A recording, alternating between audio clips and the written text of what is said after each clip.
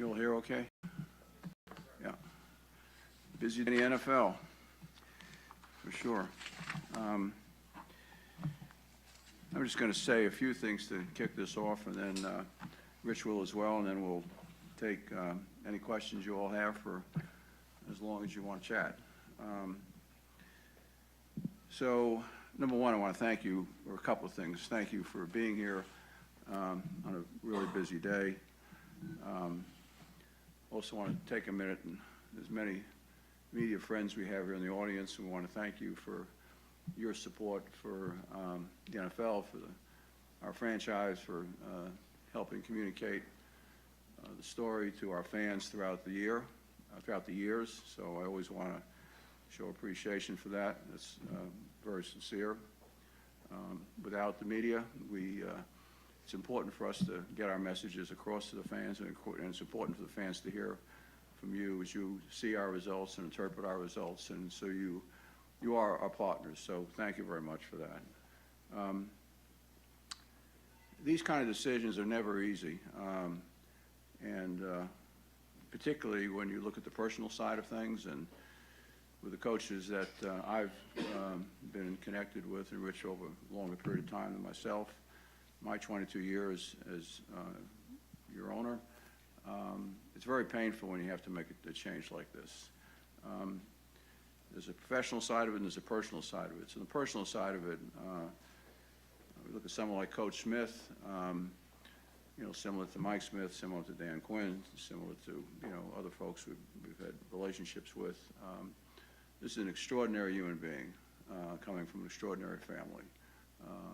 A really great person, great leader of men, great family guy, man of faith, a man who's committed to the NFL, a man who's had a rich history in sports, who's had many options in his life, but has chosen to pursue being a professional coach. And he's had a great track record for a relatively long period of time, given his age. So we have nothing but appreciation for Arthur and everything he brought to us and his efforts and his commitment by his family as well. However, at some point in time, we have to separate our personal respect, affection for the head coach in this case versus results. And there's no question that over the last 3 years that our results have not been what I've committed to our franchise, which has been having championships and being competitive at the highest possible levels that we could achieve. We haven't done that for 3 years. There's lots of subplots, sub-stories, which we could spend hours talking about, and most everybody in this room has either verbally expressed views on or written about, et cetera. So we could debate some of those things or discuss some of those things, but we are where we are. Search is underway. It'll be co-chaired, co-led by myself and Rich, who's our CEO of the AMBSE, and obviously got a long storied history as a general manager and senior football person, not only for the Atlanta Falcons, but really for the National Football League as well. At the end of the day, I understand the final decision will be mine, but mine will be in collaboration with, with others. As I said initially, we've kind of begun the process, if you will. It doesn't take long to get going, so we're moving. But I also want to be clear on this, is that there is no timetable. The only timetable is to do this correctly, take our time, be thoughtful, do all the interviews, be respectful, make sure we have a full, diverse slate of candidates that we're considering in every way, and give each and every one of them an opportunity to express their vision for our football team, for our franchise, for the roster, and where we are and where we expect to go. We'll take as much time as we need to do that and do it correctly. So that means and I think it's a good thing, as Rich and I have chatted about this more than once, and I serve on the DEI committee for the NFL and have been involved in a number of these changes. The NFL, by design, has kind of slowed the process down. There's multiple teams that are in playoffs now that there's different rules about when you can talk to each person, rules when they can talk to them on the way to the bathroom, on the way from the bathroom. I mean, it's like a million different rules. You have to pay a tremendous amount of attention to them. I'm making a joke of it, but they're very serious and very well thought out to make sure the coaches are respected, their teams are respected, and their efforts being where they are fully respected as well. And to make sure that all candidates getting a fair opportunity to compete for these unique opportunities. So we will pay all attention to those rules. We did last time, 2001. I think our search process that we went through with Coach Smith was widely saluted and supported at the league level as being kind of a model as to what they would like to see clubs do. I think we did it well. We certainly had hard factual reasons why we selected Coach Smith. So we will take our time and do it as well. So I am reminded as one story, I still remember this with Ambassador Rooney, who's passed away now, Art Rooney's father, Dan Rooney, when we were doing a coach search 17 years ago. And he called me out of the blue and said, I just want you to feel, because we were way down the road and we hadn't selected a coach yet, and either had he. He said, just, take your time, do this correctly. You're going to hear it. You can't hire coordinators. You can't hire position coaches. Hire a head coach immediately, et cetera. He said, and they had taken forever. And the guy they selected was Mike Tomlin. So Mike has obviously been a very successful head coach for them for 17 years, but I still remember that. So I said this to Rich last night, and I would say it to myself. Everybody needs to breathe, including everybody in this room, and our fans need to as well. Understand that we are all entitled to a good cry, whether it be in a literal sense or emotionally. I get that. But nobody up here, nobody connected to our organization has anything else but a full commitment to getting us to the next level, getting us to a championship level, getting us to where we have committed to our fan base that we wanted to be, and that's having an extraordinarily competitive team. So we'll do everything we can to invest in that. As always, we'll put all resources on the table. We have an incredible stadium. We have an incredible fan base that for the last couple of years have been voted #1 in fan experience in the NFL in terms of the environment we've created. We want to make sure that we thank the people in the stadium, but we mostly thank our fans who have brought that energy to the building, despite results that have been something less than they wanted to see and that we wanted to see. But I salute them and attribute a lot of that success to them. So with that, let me flip it over to Rich, and then we'll take as many questions as you all have. We're not in any rush. You be thoughtful about your questions, and outside of my golf game, any question is fair. So I'll refer my golf game to either Rich or Zach, to you, either one of the two of you. Mr. McKay? Yes, sir.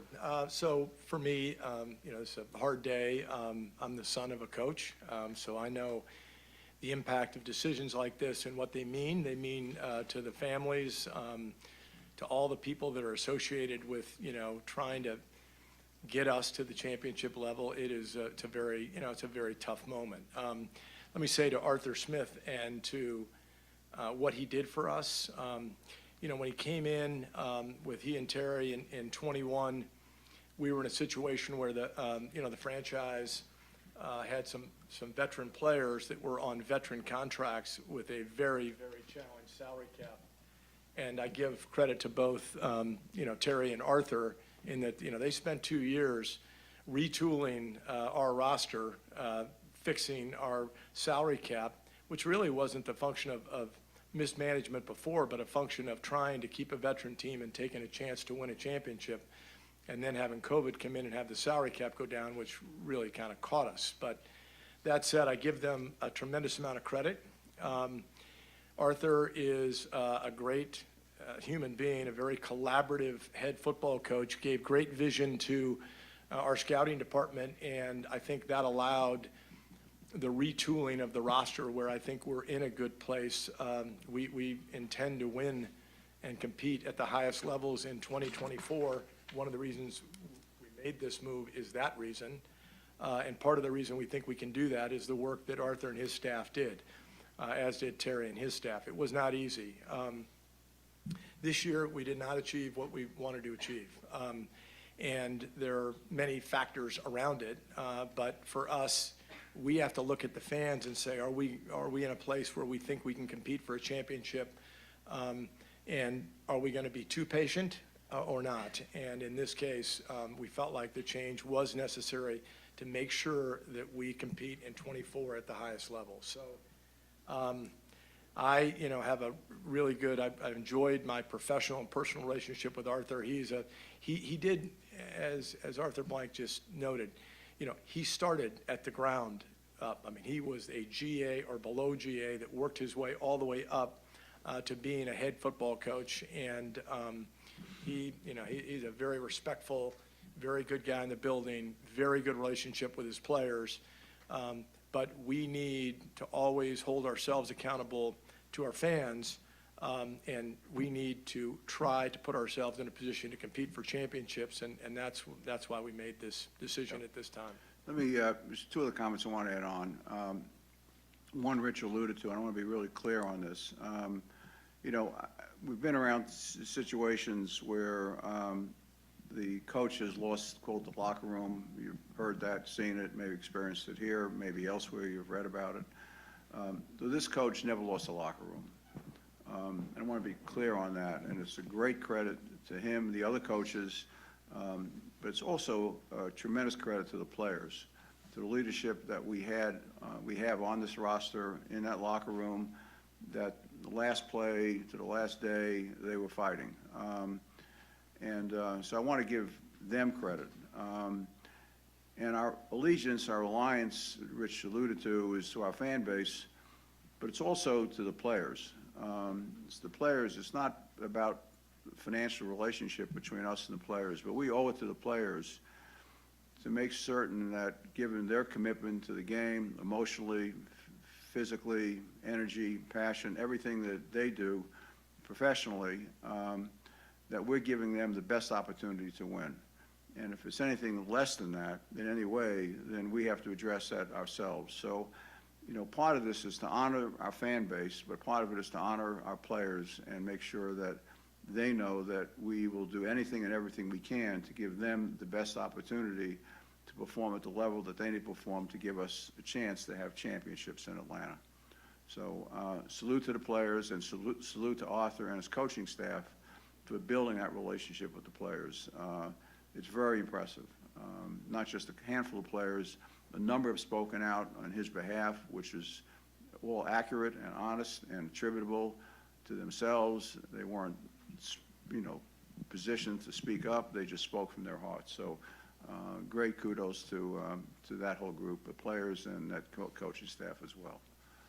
So with that, let's take questions. David Bassett, you all know, will kind of chair the questions, and DL, as usual, first question. Yes. As it should be. Oh, thank you, sir. Arthur and Rich, could you all shed some light and discuss how the meeting went last night, and then if there'll be some parameters on the coaching search with the landscape that's out there now and the available candidates? Well, let me speak to the meeting last night. I think we met for, I don't know, probably a few hours, maybe a little bit longer than that. And we had a very respectful, thoughtful discussion about the last 3 years, about each of the 3 years, about where we were as an organization, as a franchise, where the roster was.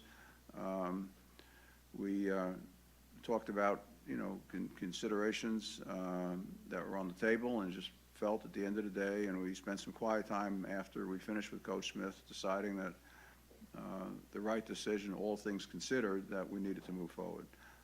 But it was very, like every meeting we've had with Coach Smith for the last 3 years, has always been thoughtful, smart as heck, caring, kind, cares about the game, cares about winning, cares about the players, cares about our franchise, cares about Atlanta.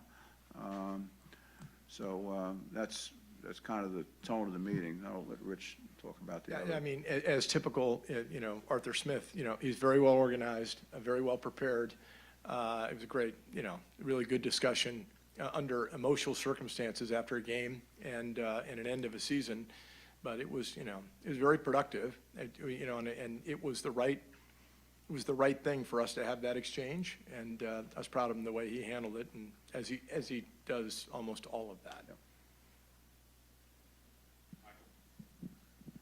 It's hard not to notice that Terry Fontenot isn't here. A couple different branches on that. First, what's his role right now with the organization? Because it seemed like Arthur Smith and Fontenot had a 50-50 split on decision-making, and why is he not kind of up here, I guess, as part of this process, considering he's still your general manager, if he is still your general manager? So Terry actually is here.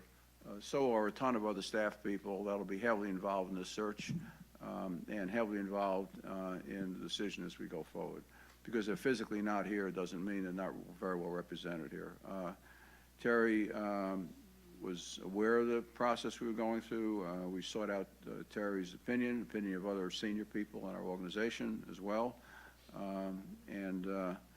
So he's done an excellent job as our general manager.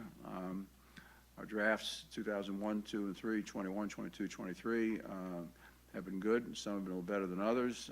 Certainly a free agency. The investments we've made this year on the pro side of the ball have been outstanding in my view. Serious investments, serious returns we've gotten from them. But Terry is our general manager and will be heavily involved in the process going forward, as will some other key people that we depend on in terms of their football operations and football knowledge.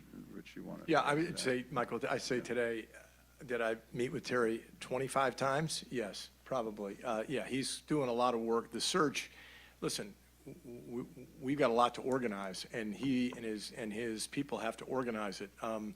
Arthur's committee that he makes light of, the DE&I committee that added just a few regulations, it's about a 25-page book that you've got to make sure that you comply with in the processes. And, Terry and his group are going to go through all of that, go through all of the candidates, go through all of the research. They'll be sitting right at the table. So there's just a lot of work to be done. The other thing I would add to that, Michael, is that, one being facetious, Terry actually is here with us. He's not physically here with us, but, if you were up at Flowery Branch today, you've got every single coach and staff person is concerned about what does this mean for me, what does it mean for my family, what does it mean for my children. We're already getting requests on, can I talk to this coach or this coach, et cetera. So, this is I'm say a battle. It's not a battle, but it's a challenge that has to be met on a number of fronts. So he's dealing with one front up there. Rich was up there early today. I probably spoke to Terry 4 times myself today. So don't read anything into him not being here as other than he's our partner, he's our general manager. He will definitely be part of this process as we go forward, and we appreciate the work that he and his personnel department have done in the last 3 years. Most people in this room and most people around the NFL would generally say that, we've got a pretty darn good roster in a lot of areas, always room for improvement. But he and Arthur Smith together have put together that roster, so I give them credit for that, and with their whole staffs. You didn't answer the question about his power now. How are you going to handle that? Is he a 50-50 split with that coach? Or what does that look like? Yeah, I think the structure, the intended structure would be that, Michael. It wouldn't be different than it is now between the head coach and the GM, depending upon who the head coach is.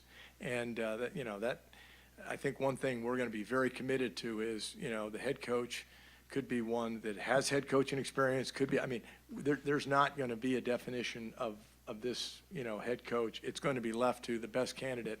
Terry will play a part in that selection process for sure, a central part, and then we'll determine exactly how you do it between the coach and the general manager. What we did before is kind of the way a lot of teams are doing it, which is 50-50, kind of one's got the draft and one's got free agency, one's got the 53. There's a lot of ways to look at that between the GM and the coach, but Terry will be at that table.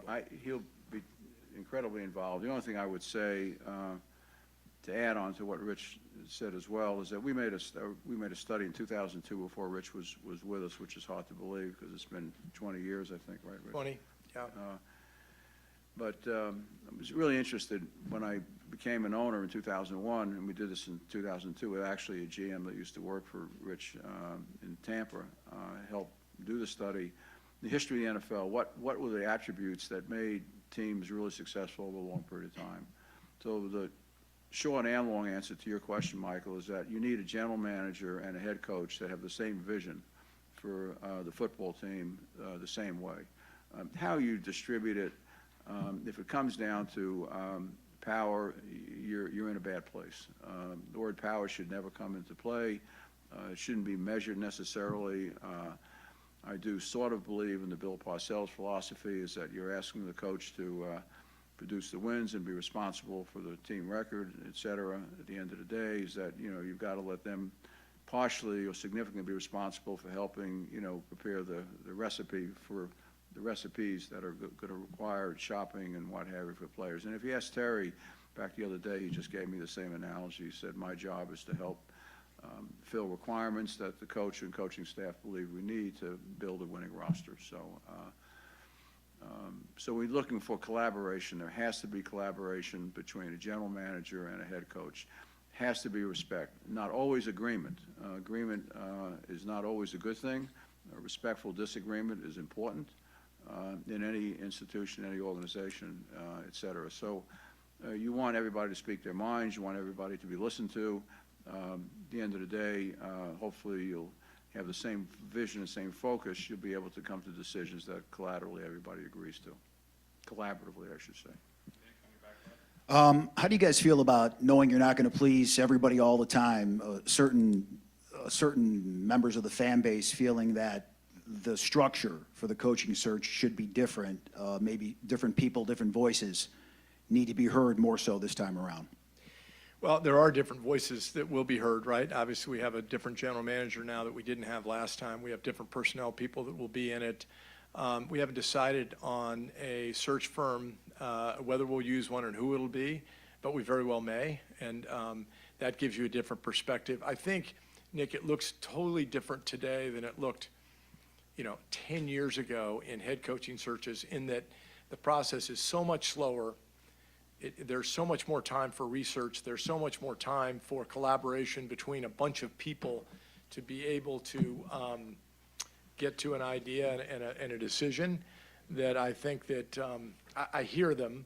I would say that, in Arthur's time, as an owner, he's hired, I guess, 5 head coaches, 3 of which have winning records, 2 of which don't, 1 of which I can't sleep at night because he got hired. I don't need to tell you who that is. Those 3 coaches with winning records were good football coaches. 2 went to the NFC Championship, one won an NFC Championship and went to the Super Bowl. So, but the process has changed. And to your point, you need more people in it. There needs to be more discussion about it. And I think having Terry and his personnel staff, which now have a pretty good sense of our roster and what the vision was for the roster, will help us as we begin to talk to coaches. No. The other thing I would say, Nick, I don't think there's anything wrong with the pickers, and I don't say that defensively at all as me being, one of the pickers. Rich said it. I go back and look at our coaches that we selected, starting with Coach Moore, Bobby Petrino, is probably who Rich referred to. Maybe. Coach Quinn, Coach Smith, all incredible human beings, great leaders, but also put up records that were important for us. The winning most coach in the history of the franchise, the coach who took us to the Super Bowl. I mean, I can go on and on. So our coaching selections, I think, have been good. And I wouldn't argue that Coach Smith was a bad selection. Based on the information that we had, based on his record in Tennessee, personally, leadership-wise, leader of men, et cetera, scale of 1 to 10, somewhere between a 20 and a 30. Just an outstanding human being. Why his offensive record at Tennessee didn't translate here over a 3-year period, there's lots of stages to that, lots of phases to that, and understand it. But that's a question. So I think that in every case, I would say this, that we get a greater understanding of what it takes to be a successful head coach in the National Football League. And the challenges over time have changed. Years ago, and Rich could remember this, when I remembered buying the Falcons in 2001, We had one person in the marketing department, one person. There was one person, senior officer, and an EA. That was it. Today, how many do we have today? Too many? You know, there was not too many. Yeah, How many is it I'm going today? to Not say too we've many. got to have 35, Yeah, 40? yeah, but it's, I mean, the business of the NFL and the business of being a head coach has changed. The number of people involved in media today, the channels of media today, the streaming, the distribution, the requirements on the head coach today are dramatically different and much more intense in a broader way than they've ever been before. Go way back when Nick, you had hair and Rich had hair. I mean, It's a you know, long time it's ago, a long Nick. time ago, but I mean, head football coach, the responsibility was this. Today, it's much broader. And so you have to, you know, figure out how do you keep these distractions away from a head coach so they can focus on really what they're paid to do, which is to win games and win championships for the franchise. So I think we continue to garner more knowledge and become wiser. Yeah, hey guys, over here. I'm sorry. So in trying to understand or let the fans understand when this decision was made to fire Arthur Smith, you talked about a 2-hour meeting last night where he came in. Sounds like it was a back and forth conversation, almost like maybe he was lobbying to keep his job. Then you talked about separating afterwards from him, and then you decided to make the decision. So does that suggest that you had not decided to fire Arthur Smith right away? Was there a process a few games ago where you started to think about it? And as of last night, does that mean that that was a conversation about how you could possibly keep him, and at the end of it, then you made the decision? How did it play out? I guess I didn't understand totally. Yeah. I would say, number one, Steak, you probably spend too much time watching serial stuff on TV. But beside that, all that, I mean, I don't think you come to a decision on this, speaking for me. Rich can talk for himself. But it's not, you know, obviously it's not a snap decision. It's one that you continue to ruminate on as the season goes on. You absorb things, you see things, how are we doing, how are we responding, what's our record against winning teams, what's our record against losing teams. Our record against losing teams this year was abysmal, honestly. And Coach would be the first to say that. Lots of reasons, but we lost a bunch of games we probably should not have lost or didn't have to lose, if you will. So, you know, I don't think it was any one thing, and it was not like one point in time where you press a button and decide. At the end of the day, you have to do that, and we did it last night. But, you know, we wanted to make sure that we had an opportunity to, in a quiet way, several hours after the game, et cetera, to make sure we had a chance to listen to Coach Smith. We had a chance to share with him our observations and our feelings and why we felt the way we did. I think it's just a result of that, you know, of that process. You get to a point where you feel, and I've said this to several of the people, including Rich, I think, you know, last night, is that, you know, I feel pained by the decision personally, but I actually feel at peace, truly at peace about making a decision on behalf of the franchise, on behalf of our fans, on behalf of ultimately our players, not just because of their personal devotion to him, but actually thinking about the future and our responsibility to give them the best environment to create a winning championship team. So it's not one particular moment in time. It's just kind of a growing equation that you go through and you balance and you rebalance and you balance and you think about. You sleep over, you try to make up the sleep, doesn't work out well, but eventually you come to that decision. And then on your other side of the decision, do you feel at peace about it or don't you? And I feel completely at peace about the decision. Not for myself personally, yes, but beyond that, really for our fan base and for the people that we're connected to. I want to go back to why Terry is physically not in the room with you here, because, I mean, gentlemen, look, words have to match actions, and optically, you have to understand what it says to everybody in this room and the fan base that Terry isn't here to answer the questions. And given the press release last night where he has just input, if he's not the driving force behind hiring and firing, then it's fair to ask if his role is just somebody of a scout or player person or personnel director. I mean, the idea that he's not here doesn't sell it to many of us in this room in the fan base that Terry has authority to really pick his next head coach, which he didn't get the first time either. Well, let me just answer the first thing. Rich gave you the real answer, but he actually did have an opportunity the first time. Just to be clear, and you may not know the facts, so let me just, Terry did not know Coach Smith at all. And we actually interviewed Coach Smith first before Terry Fontenot ever met him. We hired Terry, and then Terry helped participate in all the coaching interviews that we did at that time, including Coach Smith. So they had no prior connection, et cetera, and he was involved in that, et cetera. Not solely, obviously, but he was part of the team that helped make that decision.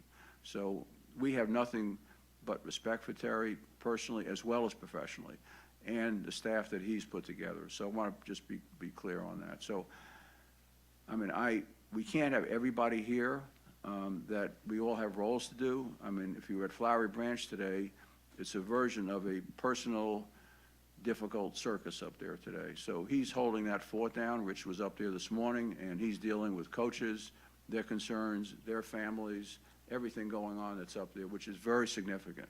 It's not a handful of people. There's a ton of people in that building that we got to be thoughtful about.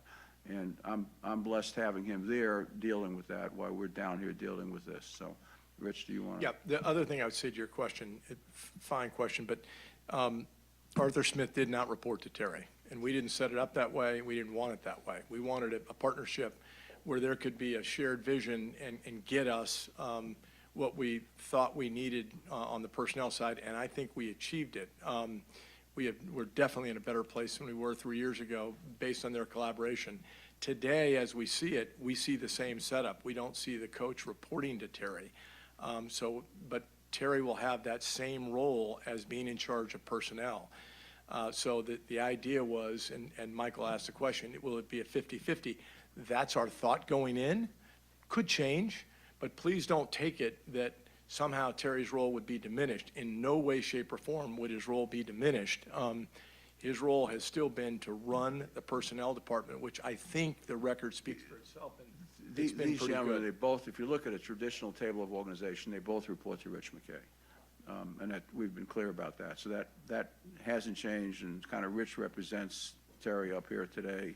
Again, we're trying to divide and conquer, and just be respectful of that we're trying to, you know, it's nothing to do with Terry. I mean, honestly, personally.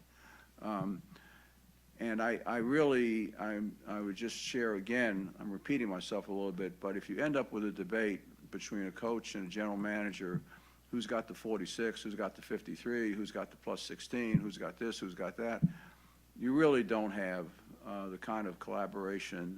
Forget about, in my experience, business-wise and football-wise, but throughout the NFL and the history of the NFL, you really don't want to have that kind of measured, this kind of relationship. You want this kind of relationship between a coach and a general manager. If they don't see the world basically the same way, the world is round, not flat, agree upon the number of oceans, the number of continents, et cetera, you know, they're going to have different opinions about different things, and that's okay. That's healthy in every organization, truly. But honestly, you really want them to be, you know, having that kind of just free-flowing relationship, respectful relationship. And that's what we did have with Coach Smith. And I would say that's what Thomas had with Mike Smith, and Thomas had with Coach Quinn as well. So we'll continue to seek that. It's really not, it's not this or this, it's really more this. How do you work together with the same vision for the franchise? And one more point I would make too is that when we made the change with Mike Smith, who had been incredibly successful, we chose to keep Thomas Dimitrov and keep him as the general manager. Mm-hmm. And then we hired Dan Quinn. We didn't have Dan report to Thomas. We set them up together. We did that with the idea that we thought that'd give us the best chance to win right away.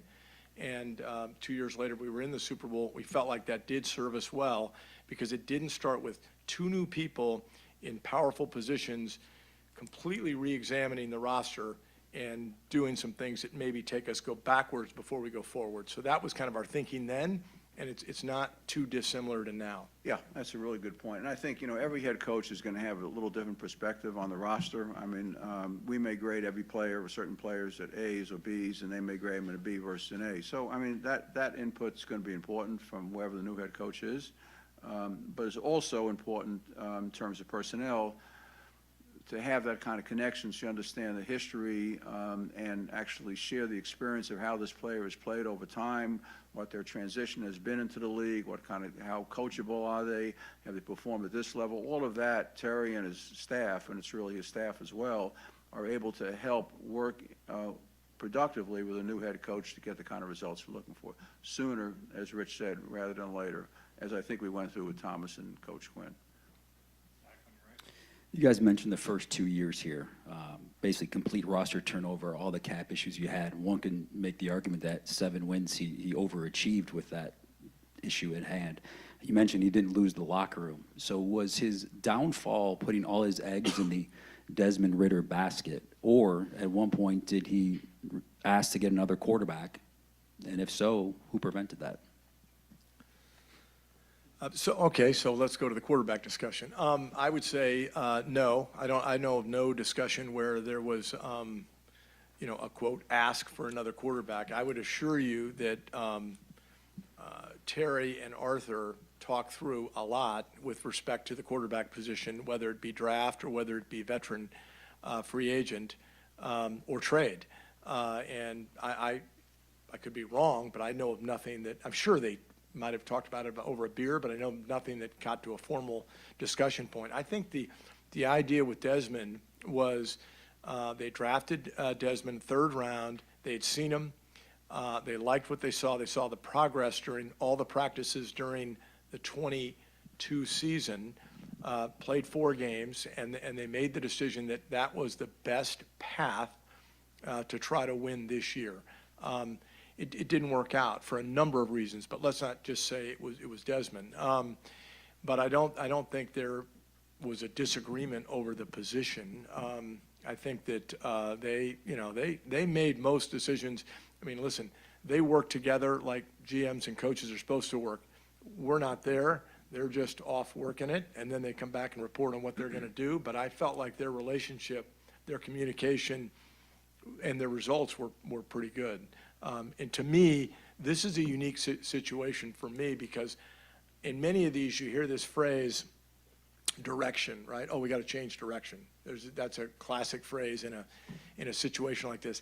I think we like the direction of the team and of the franchise, but I think we need results, and we need results sooner rather than later, and we felt like that was what we needed. That's what we needed to do right now to make that happen. Zach, let me add on to a little bit what Rich, just to kind of reinforce Rich said. I would take it a step further. There was never capital N-E-V-E-R. Still, I think I could still spell, at least that word I can. I think you're right. There was never any discussion about any other quarterback path other than one that Coach Smith and Terry and we supported, but they chose to take. And this is not to defend either Taylor or Dez, but our quarterback play this year was clearly deficient. But quarterback play includes, scheme, play calling, other players. There's a lot of things that go into what makes a quarterback successful or not.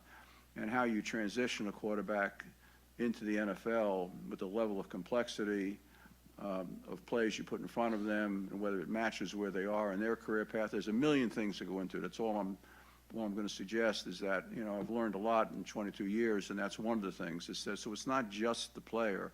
It's the coach, the coaching.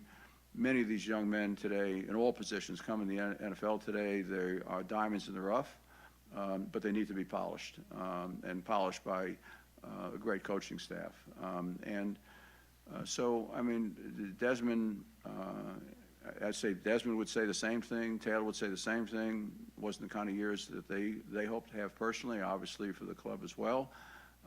They'll continue to work on their crafts and continue to get better. And who knows what the future will hold for Desmond. Bright young man, committed, team leader, athletic. Obviously, not the kind of year that he wanted, not the kind of year we wanted. And Taylor Heineke had a different track record elsewhere and played through a number of injuries this year. And so we'll see. But, I mean, I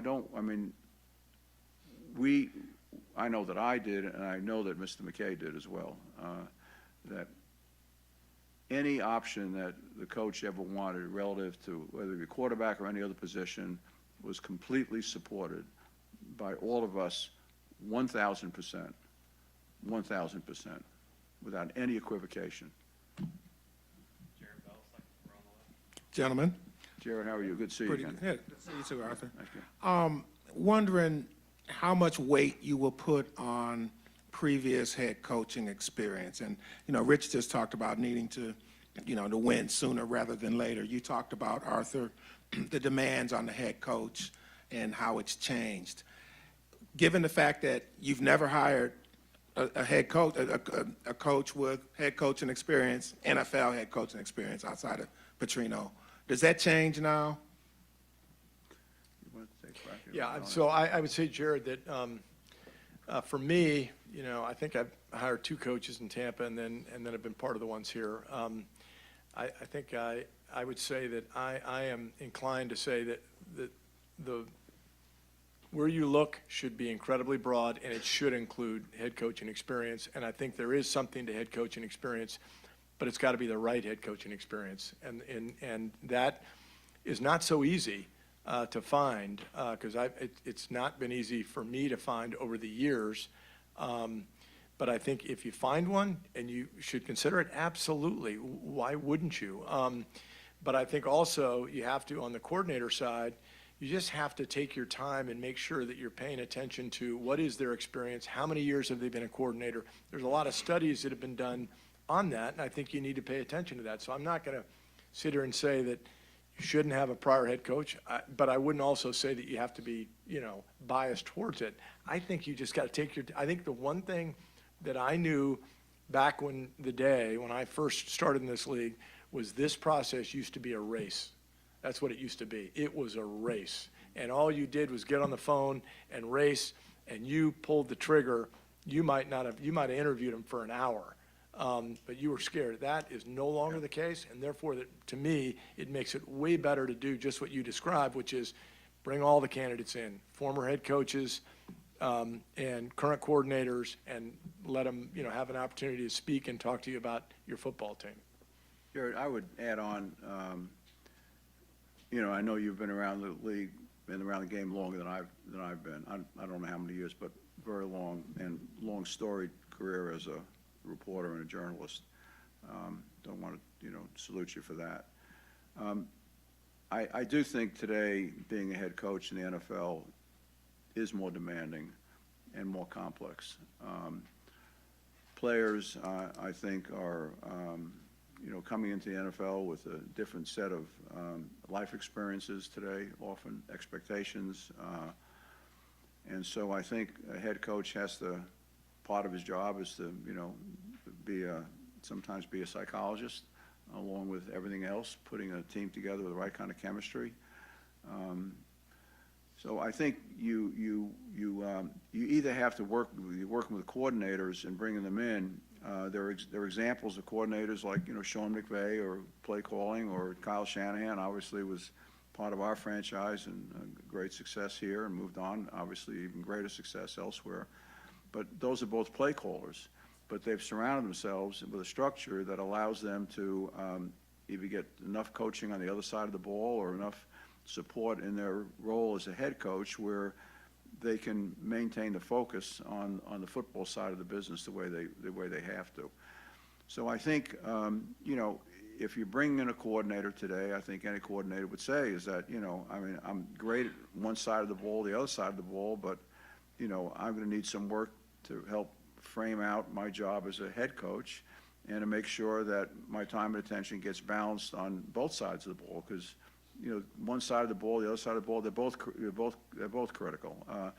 There's no question the league is leaning more to an offensively minded play these days, the number of points being scored versus in the past, et cetera. But you got to have a great defense to be able to play competitively. We had a very good defense this year. It wasn't consistently great, and certainly had its moments of stress in the last 4 or 5 games.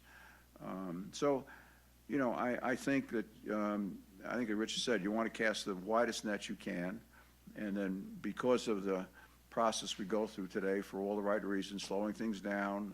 Ambassador Rooney was right many years ago, 17 years ago, when he told me, breathe, take it easy. You'll find the right guy, and obviously he did, and I know we will too, and we have. Just not somebody over that period of time. But, we want to make sure that whoever we bring in, we make sure that he has all of the tools in their toolbox that they need to be fully supported so they can be fully successful. It is a more demanding job, I think, than it was 20 years ago. Rich could speak to that. He would tell you about, I don't know, his dad. I don't know how his father would feel about that today. But I suspect, in many ways, even more demanding than when Coach McKay was at Tampa or, prior years at USC. Does that mean that your philosophy has changed just in terms of how you weigh head coaching experience? I say for me personally, I think it's a greater recognition, I think, and maybe this gets back to the question that Nick or one of the gentlemen were asking before earlier, is that you refine as an owner. I think you refine your definition of what it's going to take to help the head coach become really fully successful.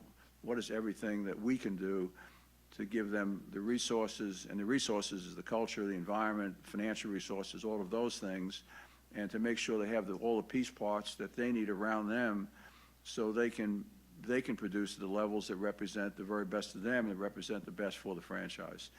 And that will vary a little bit from person to person. So if you hire somebody who's got tons of experience as a head coach, they probably need less of that in certain areas because they have that experience. You hire somebody else, you're going to have to figure out, well, how do we make sure that they continue to stay focused on what got them here, which is great football results, but how do we make sure they don't become diluted in terms of their results on the football field, and make sure they have everything else around them so they can be fully successful. And I do think that most coaches in the NFL would probably say their job compared to 10, 15, 20 years ago is more complicated today than it's been in the past. So we need to recognize that and fill in the blanks for them, help them.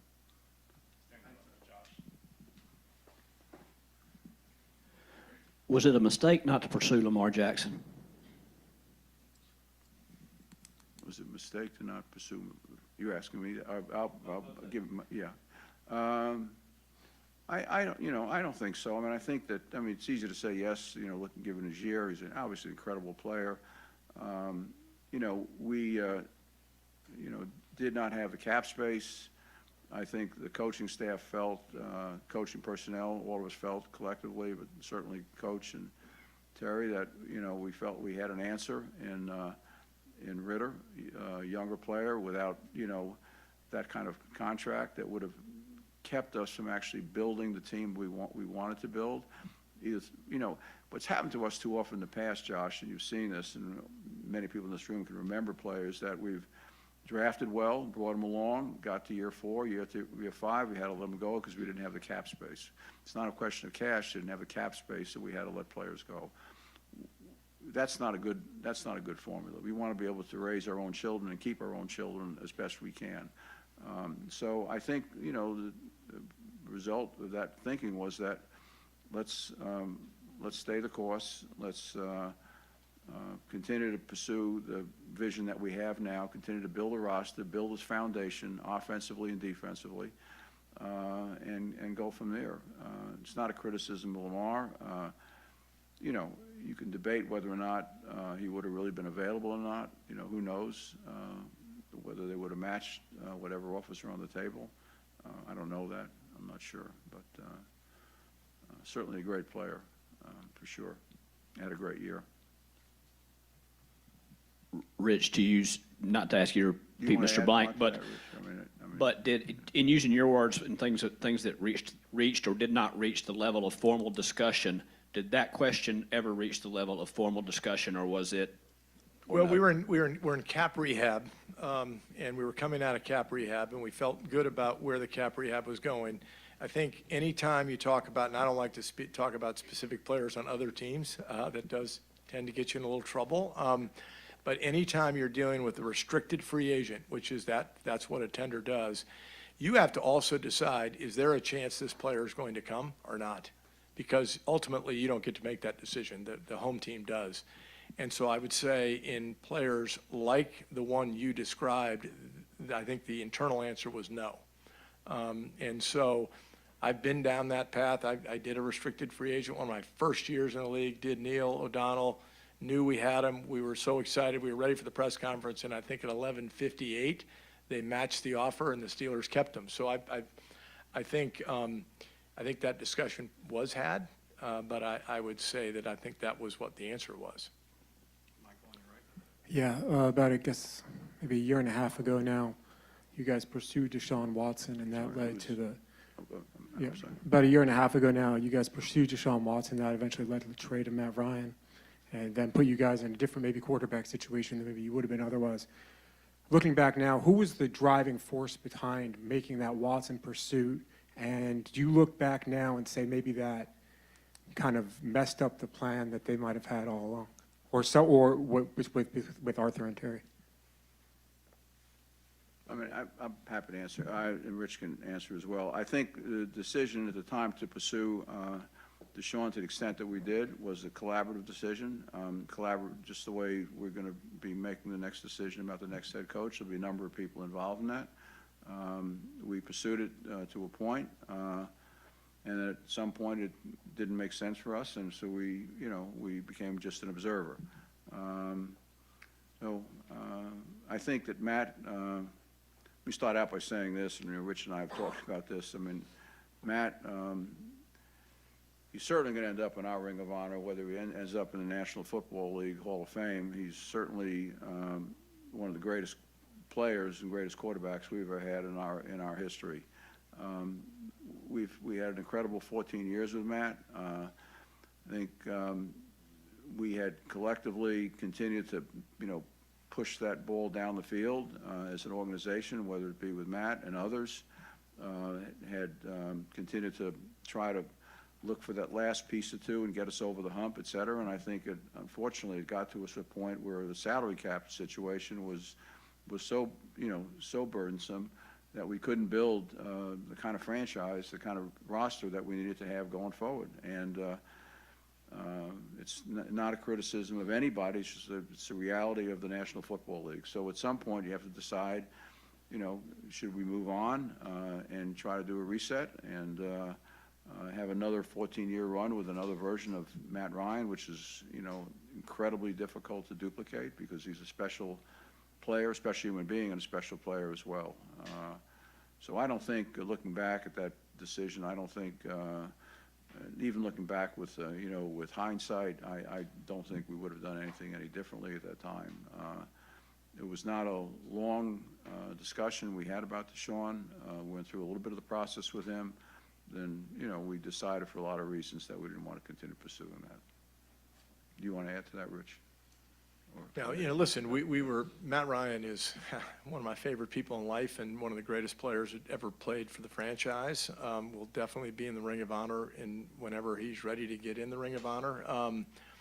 In the pursuit of what was talked about as a potential franchise quarterback, I understand it. We all sat in the room and talked about it, and it became apparent that it wasn't going to work for us.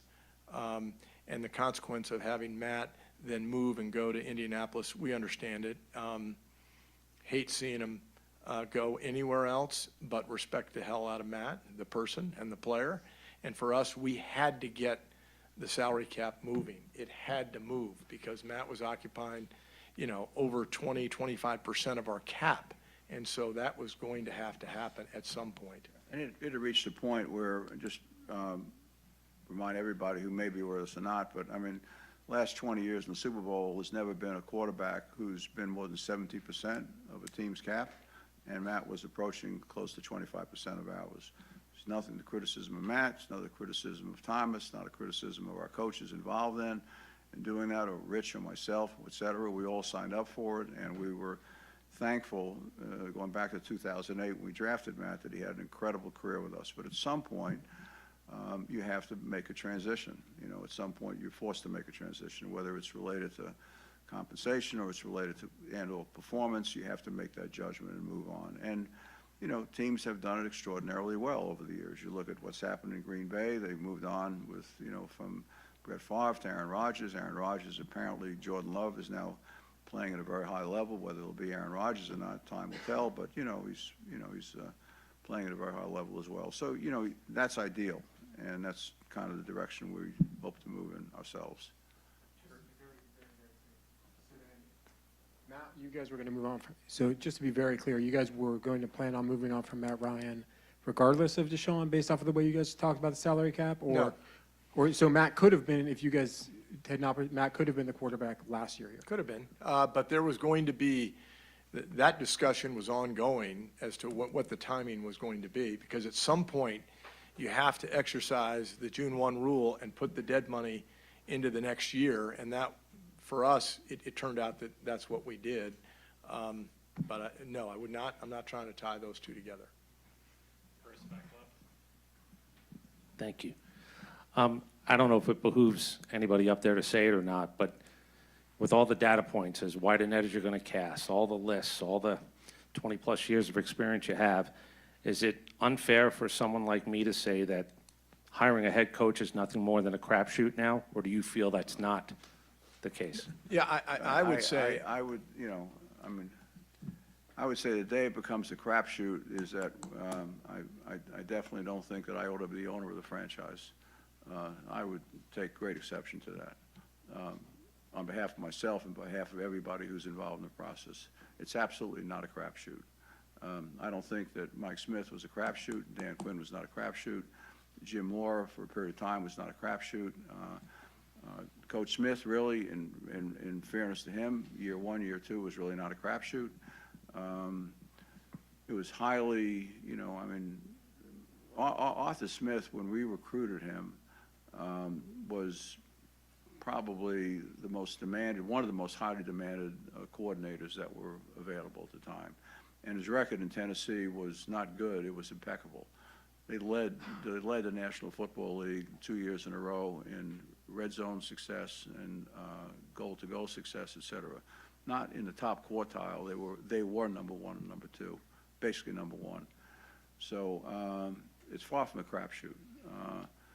But, you know, you plan on certain things, and a lot of it depends on, you know, it's not just the head coach, it's, you know, who he's working with, the general manager, players. You make the right bets on the right players. Do you draft the right players? Do you invest wisely in free agency? Do those players return on their investment?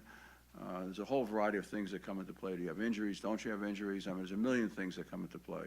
So it's absolutely not a crapshoot, and certainly not with this franchise. And you know, I can't speak for every owner in the NFL, but I would say most of my partners in the NFL would feel the same way. But you can only measure it to a certain extent, and there's many factors then that come into play. But I guess I'm looking at league-wide numbers of how many years guys are getting in these cycles.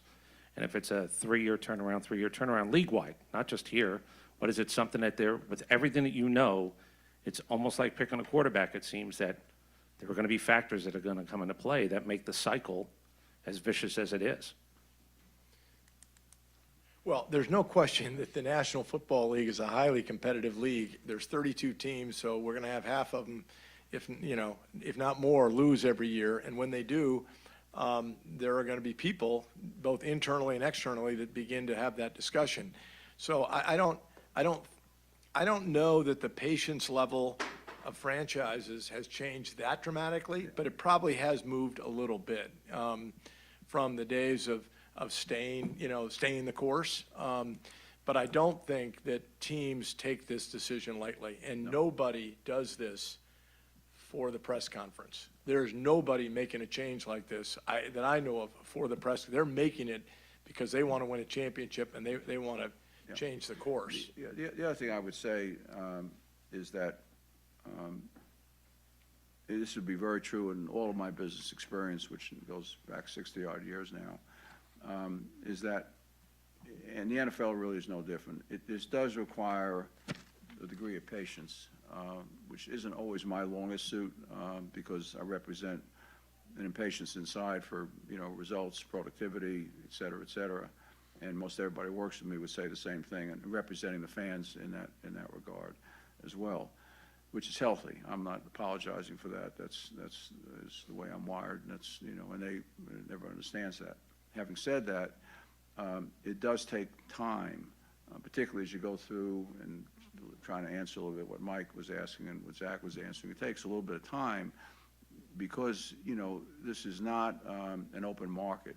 You have limitations called salary cap. I mean, and it's not a loose salary cap, it's a hard salary cap. So you have limitations on what you can do and how quickly that you can do it in. So it takes some time. It takes a degree of patience to build a roster, to bring in these young men, to make sure they're properly coached, to make sure that every box fits properly, square hole and square box and square hole, et cetera, and that takes some time. And so you'd like to get immediate results all the time. Sometimes you can strike and it can happen. Usually it takes some time to go through a healthy transition. And so I agree with Rich. I'm putting a few more words on it, probably a little more excessively so, but you can't be impulsive about these changes. This is Coach Smith was with us almost 7 years. Coach Quinn was with us almost 6 years. I mean, you want to give these coaches time to do their job and working in conjunction with the general manager. Give them time to do it, and it does take time. So sometimes 2 or 3 years is not really sufficient. In this case, we felt, the evidence for us and the direction where the team was going, et cetera, that this was the right time. But I would not look at 3 years as being acceptable, normal, check that box. I don't think, I would say this for every organization in the NFL, that's not a desired outcome, for sure. Thanks, Bob. Brandon? Arthur, this is for you and Rich. The things that have gone on for a while, and there's Arthur Blank, the benevolent businessman, man of the community, all the things you've done on the west side and what you did to the Dome with your own funds and what you've done with Mercedes-Benz Stadium, but there's also Arthur Blank, the owner. And there have been 2 winning seasons in the last 11 years, and 3 of your coaches that you've hired have not made it past 3 seasons of coaching. How do you quell the angst of fans that say it's the same old thing with Rich McKay and Arthur Blank coming up at another press conference, and you quell the angst that this could be the time that you could get it right, or better asked, maybe, how do you self-scout maybe some of the things you've done that you may do differently moving forward with this next coaching hire? I think that's a very fair question. I think that I, spent a lot of time in reflection, and, you have someone like a Coach Quinn who's performed at extraordinarily high level as defensive coordinator of Seattle, and again in Dallas, and kind of why didn't that translate here in Atlanta? Someone like Coach Smith performed at extraordinarily high level as an offensive coordinator in Tennessee. Why didn't it translate here on the offensive side of the ball? So you think about what, as an owner, you can do, but, my job is to, surround myself with the very best people like Rich McKay, Terry Fontenot, great coaches, the whole organization, and it's a whole organization that supports the Atlanta Falcons. I'm not talking about marketing-wise or community-wise, but just even the team. We've got a world-class, first-class organization. And I think they'll bring the very best thinking and the most objective thinking. Everybody's trying to listen and learn and understand and reflect and come up with, a better set of answers where we can. There are things that we can control for and things we can't. But we definitely want to challenge ourselves to make sure we represent the fans in the very best possible way that we can. And it's not, it's not a reflection on anybody, I think, in the organization. It's, there are things that you can predict and other things you can't. So it's not a crapshoot, used the word earlier, but there are many variables that come into play in what produces the kind of success. And I do think all of my business experience is long-term. You know, Rich McKay may be one of the most junior executives with us, AMBSE, our broad businesses, if you will, and he's been with us for, 20 years. You know, our golf business is run by a guy who's been with us for 37 years, best golf specialty retailer in the world today. I mean, so, continuity is important for a lot of reasons, which we don't have time for today. It's not the purpose for today, but you want to have long-term continuity where you can because of values, because of seeing a vision the same way, being able to, build an organization that represents what we're looking for.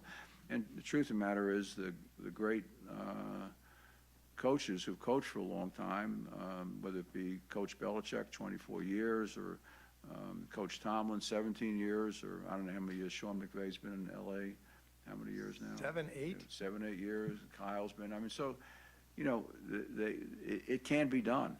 I mean, it definitely can be done. And I look at the successes that I look at, in my opinion, and I would say fans would say the same thing with Coach Smith and Coach Quinn.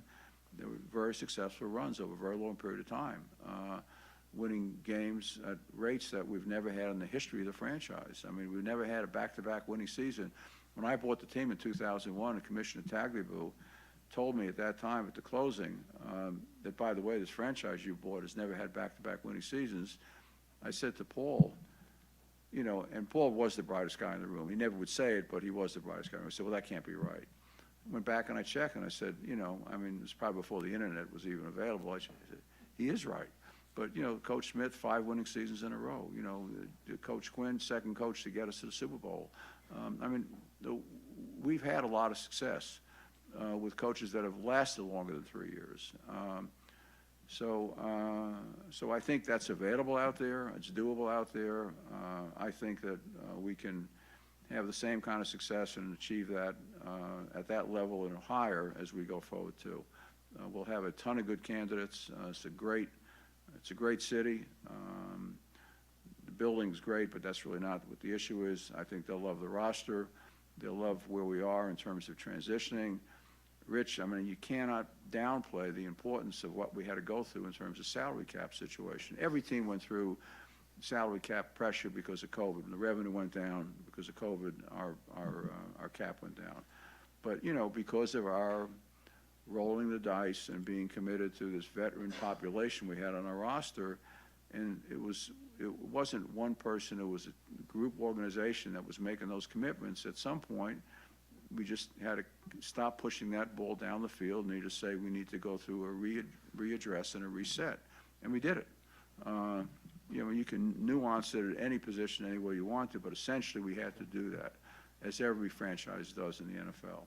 And so I think we've made a lot of progress. Today we're in a cap situation where I don't know exactly what the numbers will be, but we'll have a serious amount of cap money left this year. We'll be active again in free agency again this year. So, I think we're in one of the best positions we've been in for a very long period of time as a franchise. We now have to pick a new CEO for our football team, our new head coach, and we'll do that, and we'll do it responsibly. Arthur, over here. Oh, Steak, I'm sorry. On a maybe more of a personal level, having watched you the day you got the job, I guess in New Orleans for that press conference initially 22 years ago, and having sat through 7, 8 of these over the years, is it safe to say that this season is as disappointed close to as you've ever been with a football team, and that helped push this decision, given the excitement of the fan base 14, 15 weeks ago and how quickly it went away, given all the excitement and hype around this season on a personal level, is this as disappointed as you've ever been with watching each week play out game to game? Well, I mean, I can reflect back, to a specific point in time when I was a little more disappointed than this season, but and I don't want to bring that up again. But and you all can probably guess what that might be. But I would say this: we definitely underachieved this year. I think Coach Smith would say that. I think Rich can say whatever he would say. He's extraordinarily articulate. But I definitely think that we definitely underachieved this year by a lot. And I was very clear from my standpoint at the beginning of the year, it wasn't about, getting to the playoffs. It wasn't about, obviously that's our goal and to compete and be in the tournament, the next tournament, the one that's going on next weekend, et cetera. But it was more about, it was getting to the next level, winning more games, et cetera, and playing at a competitive level that we didn't come close to this year with the kind of consistency that I think that our roster really should have given us the ability to do. So I was significantly disappointed. And that, it's one of the reasons that we're here today. These press conferences, meetings, if you will, they're always painful. They're always difficult. I've hired 5 coaches during my 21 years, and, it's been, 3 out of the 5, I would say, were occasions that I was personally, really very disappointed. And Rich, the fans, just elaborating, how aware were you of, because we've been doing this a long time, how angry your fan base had become with how this season, the lead up to it, and how much do you listen to the fan base, especially over the last 6 weeks, as you started to lose games that frankly most folks thought was unacceptable? How much do you hear that noise? You hear it, right, Steak? You hear it whether you're going to read it or whether you're going to hear it on the radio or whether you're going to do. I've done this thing now the last couple of years where in the third quarter I go and sit on the bridges and just talk to the people, and you could definitely hear it and feel it. That isn't, that is information, but that isn't what motivates you to do it, because if you know that it's going to get better and here's why, and you really believe it, then you've got to be strong enough and have the patience to stay. But when you hear it, you also know that there's a tremendous amount of pressure that's going to come at that point in time, and it's going to come to everybody in that building, and that is not a good thing, because that creates a very tense atmosphere that all of a sudden, there's a loss here, a loss there, and it's the end of the world. You can feel that coming. You could feel it coming. But I would say the one thing about, and I want to go back to what Arthur said at the start, because I know you probably don't think this, but like our fan base and what's gone on here the last couple of years is crazy. First of all, we've created a home field advantage. When we first opened Mercedes-Benz Stadium, we didn't have it. Secondly, Coach Smith leaned into it. And we finished number 1 in the NFL in the voice of the fan last year. We've never really been in the top 20. We were number 1. This year, we might not be. We might end up number 2. And that's because the environment they've created, our fans. So at home, it's been pretty good. There's been disappointments, but our overall not as good. But I say, do we hear the fan base? Of course you hear them. Yeah. So I want to just 2 comments. Just want to reinforce what Rich is saying, because it's really important. I don't think, and this goes back to the question that you asked earlier, I don't think our fans have lost faith in our franchise and our ability to be successful at the very highest level. And I say that not because I have personal bias, because I feel that way, but I look at how the fans are in the building over the last 2 years. The results that Rich is talking about, that's done by the National Football League independently. That's not my personal opinion, his personal opinion, Tim Zalowski's personal opinion, Greg Beadle's, anybody else, Steve Maher. That's based on independently them coming in. NFL studies every single game of the National Football League over the entire course of the regular season. So independently, they're coming back and saying the last 2 years, your building with your fans in it have been, either number 1, basically number 1, or number 2, basically number 1 in the National Football League. So do our fans believe in the experience? Do they believe in our franchise? Do they believe in our capability to produce at the highest level? My answer is yes, they do. They have not given up hope. They're angry, they're frustrated. I'm angry, I'm frustrated. But I absolutely have faith and confidence in our ability to continue to not only dream, but to fulfill at the next highest level. So I love our fans, but I appreciate them, and the results as you see them in the building, it's incredible with their energy that they're bringing to the team now. And we've earned that, and we'll continue to earn that, and we'll make sure that they feel that passion exists on our part. Just help us understand something organizationally, as far as, the way things are structured. You told us a couple of years ago, I think it was, that Richard, you were not involved in the day-to-day operations of football anymore. And then you just said a moment ago that the GM and the head coach report to you. So what sense does it make that you would have the GM and the head coach report to somebody about day-to-day operations who's not involved in day-to-day operations? I mean, that kind of feels like me reporting to my ex-mother-in-law in Texas about the status of my children. Like, it doesn't seem to make sense that you would not be involved in day-to-day operations, yet have day-to-day people report to you on what's going on. Yep. So, She may have a different view on that, by the way. I'm not a fan of hers. Yeah. So I'd say it to you this way. The day-to-day operation of the football team is run by the head coach when it comes to all the coaching and all the players and everything he does, and by the general manager when it comes to all of the players, player selection, all that, right? They both report to me. We meet at least probably maybe twice a week. We kind of go through everything that's going on in the building. We probably text, call, talk every other day. From my experience as a general manager, my job is to give them the support. It's not to give them the ideas, right? That's their job. And you want them to be successful. They don't need hearing my voice saying, I think we should do X or Y. That makes no sense to me.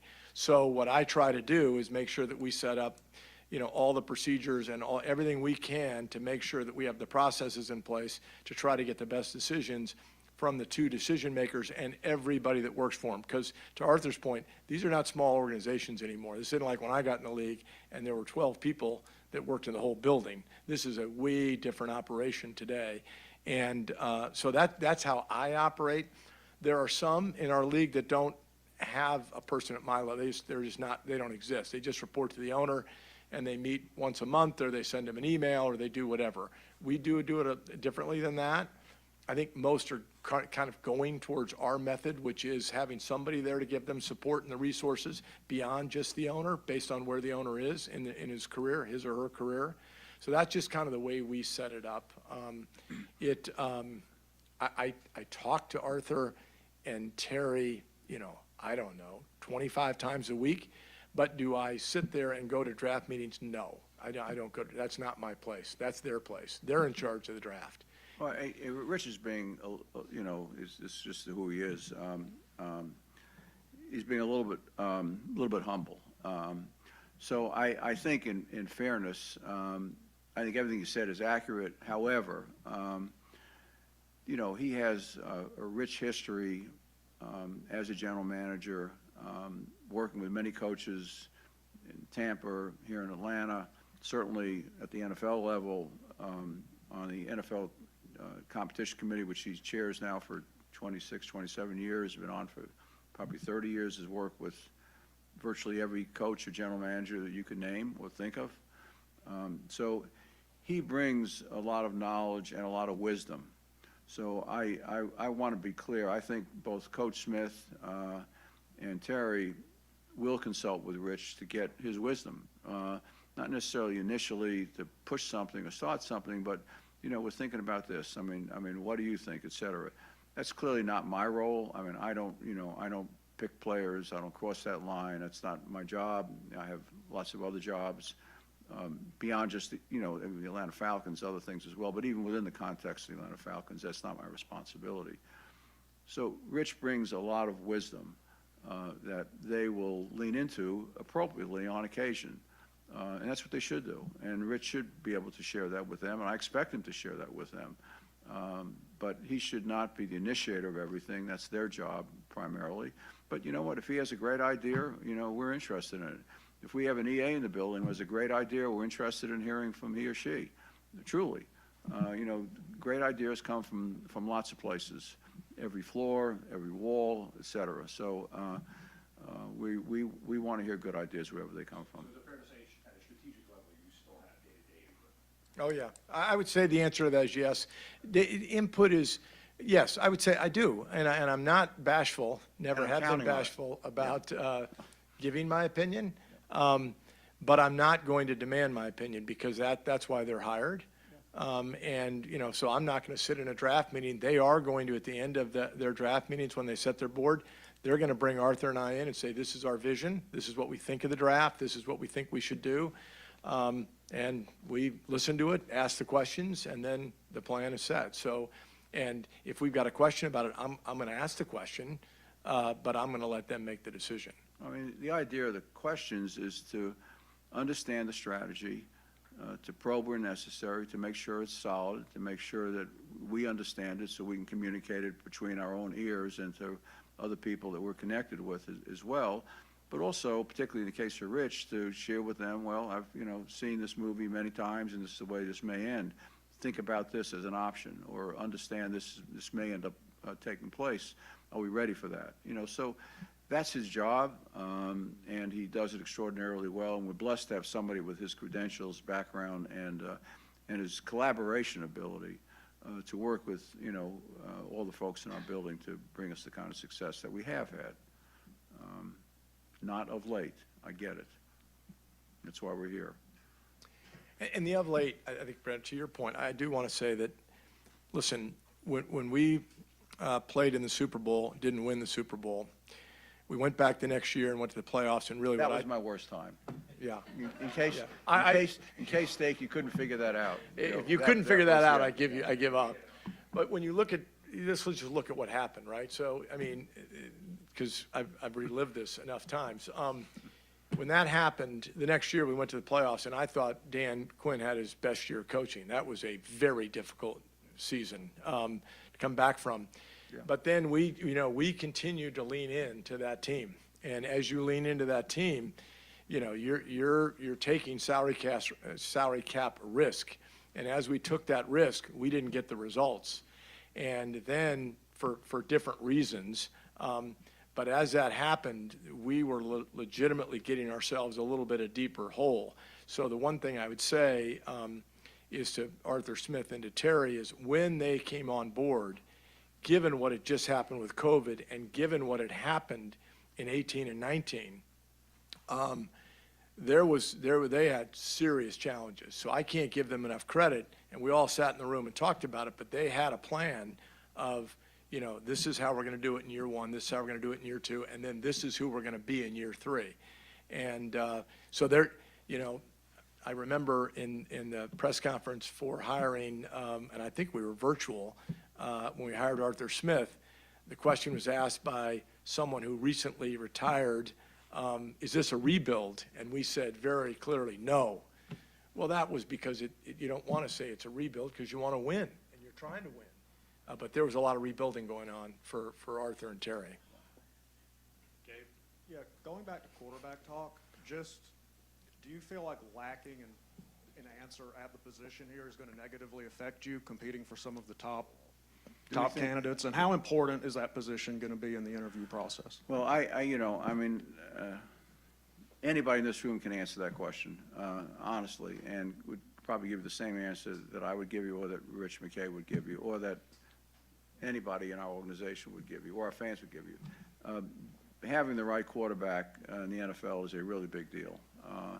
It doesn't mean you have to have necessarily the top 2 or 3 or 4 or 5. You'd like to be in that position, but you know, you want to have a quarterback who's going to be in certainly top half, top quartile of the league, and somebody who's going to give you a chance to win. And you know, Rich can give you the numbers better than I can, but you know, being able to score points in this league is important. You got to be able to defend too, but being able to score points in this league is really important. So I think that, in my opinion, I would say you have certain situations around the NFL, and I'm using speaking a little bit out of school, but you look at the young man who's in San Diego. I mean, he's he's in L.A. L.A., I'm sorry.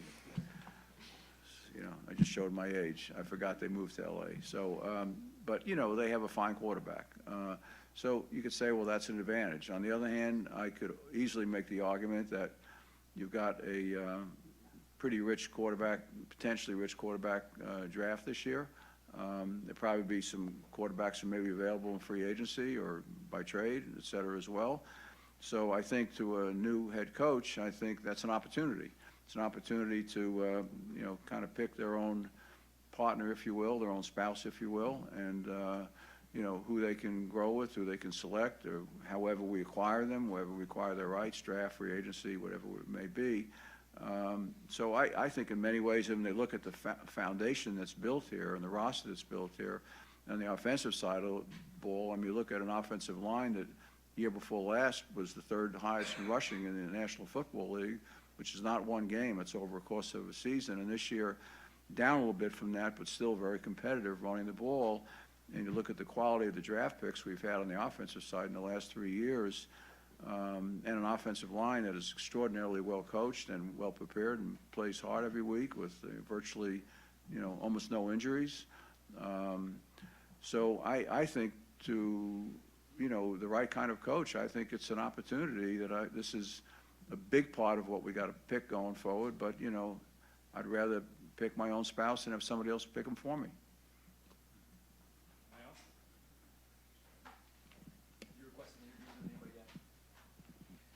So the way we'll do the process, Ax, good. He asked the question of, have we requested interviews of anybody? The way we've done it before is we've not told you, and we'll do it again this time. We're not going to announce when we're requested interviews because they do take a little while to get scheduled. You never know. We will tell you as soon as we've interviewed somebody. We'll tell you that night. We'll tell you that next morning, whatever it may be. That's what we did last time, and I kind of like that process. Doesn't mean you won't get it before then because of the agents. That's just the way it goes, but that would be our plan. Okay. Yeah. Let me just pull up my notes here. You know, you guys have talked a lot about improvement. You've talked a lot about what maybe Arthur Smith wasn't able to get done. What improvement would you have needed to see for him to still be here today? Because I don't think that's been really answered at all. No, I don't think, I mean, I think that, you know, maybe it goes back to the question that Stake asked earlier. I'm speaking for myself, Rich can answer himself, and Terry might give you his own version of the answer, but I don't think it's any one factor.